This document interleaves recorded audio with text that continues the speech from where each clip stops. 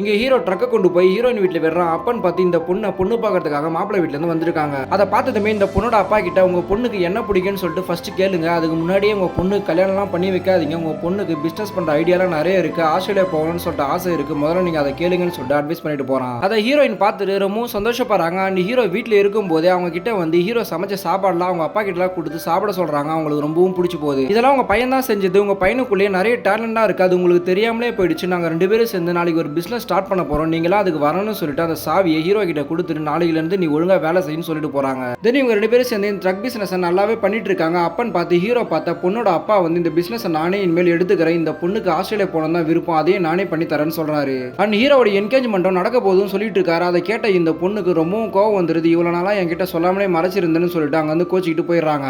ஆக்சுவலா இந்த பொண்ணுக்குமே ஹீரோ மேல ரொம்ப இன்ட்ரெஸ்டா இருக்கும். இப்போ இவன் பொய் சொல்லிட்டான்னு சொல்லிட்டு ரொம்பவும் கோவப்படுறாங்க. கொஞ்ச நாள் கழிச்சு இவங்க 2 பேரையும் ஒரு ரேடியோ சேனல் இன்டர்வியூக்காக கூப்பிடுறாங்க.